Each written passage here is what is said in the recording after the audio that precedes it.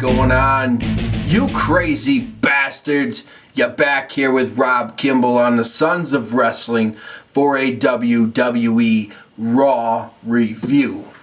Now tonight we're in Houston and the crowd is pretty crazy. We start off with John Cena coming to the ring carrying both belts around his neck. Horrible look, I think, but he comes out to acknowledge the people wanting Lesnar to beat his ass at SummerSlam. And yes, many people do want this to happen. And Paul Heyman shows up to be Brock Lesnar's advocate.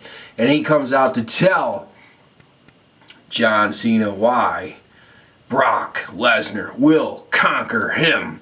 And that is very goddamn cool. Crowd's into it big time. But John Cena says, listen here, he may whoop my ass, but he won't have as much heart as me or passion. And that Paul Heyman you once had when the people chant ECW or EC-Dub. That he says you have passion for too, so we can relate. Where Brock Lesnar, he's just a beast. You're monster that you take along, and he doesn't give a fuck really about anything. He just whatever. And well, he loves the WWE. He loves being in that ring. That's John Cena, and he will not be defeated. But Paul Heyman begs to differ, and we get Cesaro's fucking music hits. Thought they were split up. Cesaro comes out. He says, yes, me and Paul Heyman are not together anymore, but you will not speak to my friend this way. And this is very cool because this leads to a Cesaro versus John Cena match. And Cesaro just says what everyone says in the IWC. You're a walking billboard. You cannot wrestle in shoes. It's just not that way. Where'd you get your shoes from? Kmart?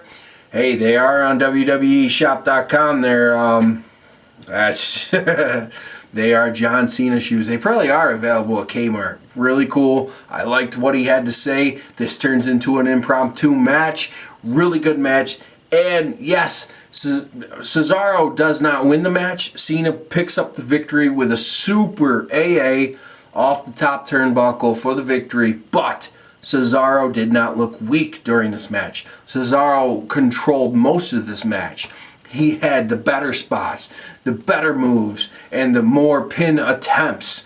That he just looked strong as hell. Where he was before he joined with Paul Heyman, when you were thinking he was going to go babyface, which he should have, in my opinion. But hey, in the end, you see a big swing again. So it's coming around. You're going to see a babyface turn out of Cesaro soon enough. But these two guys, Cesaro and John Cena, have great chemistry in the ring.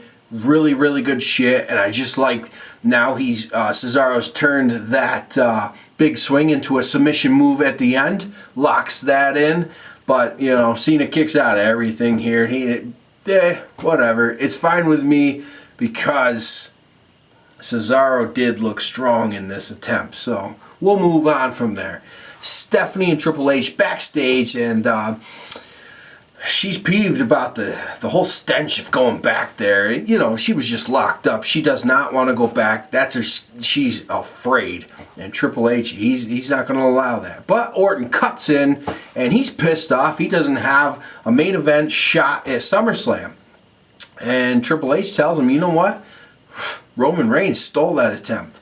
If you want another attempt, you're going to take out Roman Reigns. It's all based on Roman Reigns, because if Roman Reigns is around, he's going to keep screwing up the main event. So Randy Orton's pissed off, and he says, I'll take care of him tonight. But he's still got a problem with Triple H right now. We get a little face-off between Randy Orton and Triple H. What's to make of this? We'll find out later on down the road. So we have Paige coming out to the ring apologizing to AJ, and she swears up and down that she's sorry and didn't really mean that she had done. AJ comes out to the ring, she calls bullshit, and this turns into a little fight, and AJ ain't feeling it. Paige keeps saying sorry, she backpedals on out of there. That's that. So Triple H and Steph again now in the ring, and Triple H is defending Stephanie McMahon because the fans laughed at her and he'll never forgive them for that, and they thought it was hilarious that she got arrested and this and that, and well, they call Brie Bella down, but Chris Jericho's music hits and Chris Jericho comes out and he he sympathizes with her, and then he sings the bad boys, what you gonna do? That shit's funny. So, well, this pisses off Triple H clearly, and he wants Bray Wyatt, Jericho says, and because Triple H tells him, you need to focus on your shit. Bray Wyatt, and he goes, I'll take him on tonight. Well, you're not going to get him until SummerSlam, but you are going to get Seth Rollins. So that's the way that rolled out. Then we have Ryback and Miz versus Ziggler and the Usos. This is a little bit, whatever. Everyone's got some exchanges going on, and we have Ziggler and Ryback in the middle of the ring. Ryback goes for the powerbomb. Ziggler slips out, hits a zigzag. Boom, victory. Ziggler pinned Ryback. Wow, Ryback's career slid downhill big time. It's too bad he got into a feud with John Cena. Fuck. And then we have R-Truth versus Bo Dallas. And Ron Killings kills the Bo streak. Fucking awesome. And this infuriates Bo Dallas. He doesn't care, he says, but he does go in and attacks R-Truth, and that's that. So Bo streak dead. JBL, kiss my ass and shut up about it, please. Then we have Rusev and Lana, and Lana continues on. She didn't stop with this whole Putin thing or none of that. So good. I'm glad they didn't just go away from it with the negative feedback that it got. At least they're still going with it. Fuck it. Any response is better than no response. So Swagger comes out with Zeb Coulter, and Zeb Coulter ain't feeling the U.S. bashings, and he says that the U.S. flag stands for this, and this. The U.S. flag stands for beer. Fuck yeah. Now I'm on your side, Zeb. And then Swagger charges Rusev, and we get some exchanges here. Huge USA chants. But Rusev takes control, goes to do the camel clutch. This turns into a Patriot lock. Fuck yeah, but Rusev goes running in retreat. USA standing strong. We have a flag off there for a minute. Swagger in the middle of the ring. Rusev on the top of the ramp. Just a swinging flags. That's that. Feud continues. Hell yeah. That works for me. Damien Sandow comes down as an astronaut. This is an all-time low for Damien Sandow. Because how the hell are you going to wrestle in that? Buzz Lightyear. Adam Rose comes down. Quick. Party foul. Done. Over. Well, how can you... With all that shit on, he's out of there, and... silly. Just silly. So... And we have Kane versus Reigns. Now this sounds like a goddamn good match. Well, Reigns on the way to the ring through the crowd as usual. Randy Orton jumps him. So this turns into basically a three-way. All three guys hate each other, and they all hit some kind of exchange on each other. But Randy Orton here, in the end, Kane slips out. He says, fuck it. He's out of there. And Randy Orton just decimates Roman Reigns. And this is, like I said on SmackDown, they're finally making him look vulnerable. They're trying to make Roman Reigns look like, he can be defeated, because the way they were building him up, it was an unstoppable force. But now they're showing some vulnerability, some weakness, and Randy Orton just destroys him out there. He goes to hit the RKO on the announcer's booth. Table doesn't break. Randy Orton whispers in Roman Reigns' ear, you want to do that again? We go for round two, busts the table down. Nice little ending, and that's that. Roman Reigns just lays there. Randy Orton stands tall, and something new. So... good to see, because Randy Orton's been looking like a little bitch for a long, long time. Then Fandango versus Diego. Diego has the Summer Diego has the Summer Rae and Layla and the El Torito Little Bull with him. So he's got plenty of backup. And that leads into some distraction. And Diego picks up the victory easily. And Fandango just asks why to the girls. And we get an El Torito gore.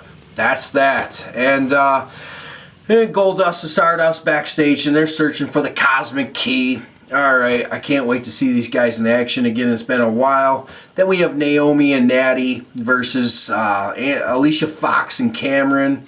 This turns into a quick match with Cameron tapping to Naomi with this crazy fucking lock. Pretty cool. Next up, we have Chris Jericho versus Seth Rollins. And we have a decent match here. And we go with Seth Rollins has a curb stomp. This turns into a counter. Then we have Walls of Jericho. That turns into a counter. Then the Wyatts just take over. And that's that.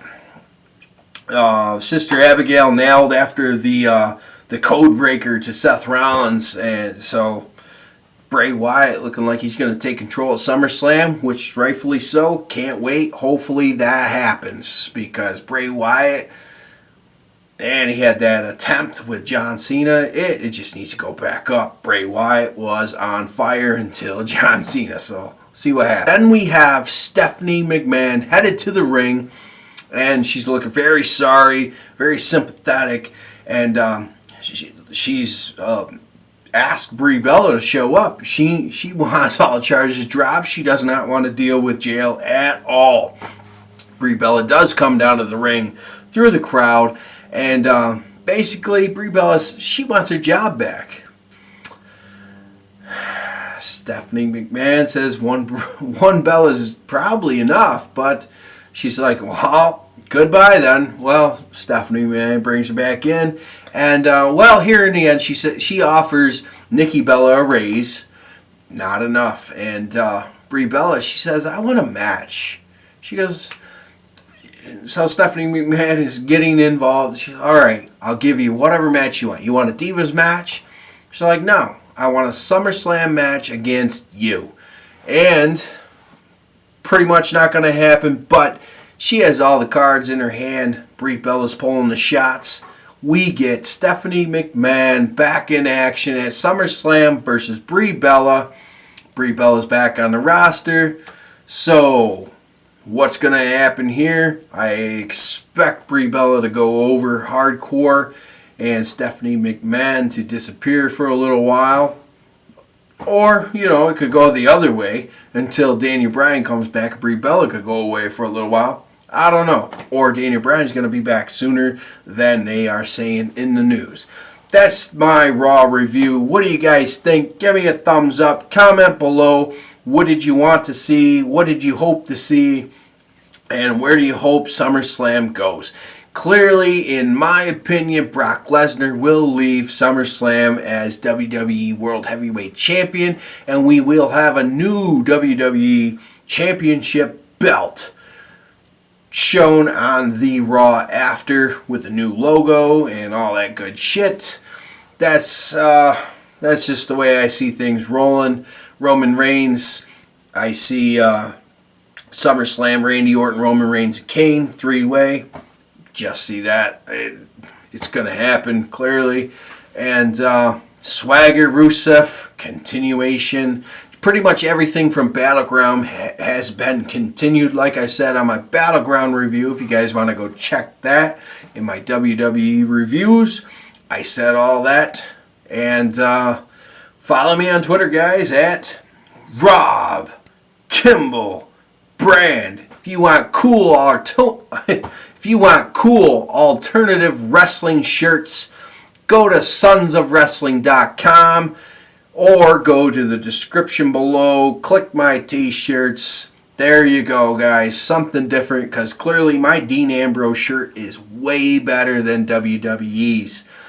That's just stating a fact. Although their Roman Reigns shirt is badass. So, guys, I will catch you next time. Peace.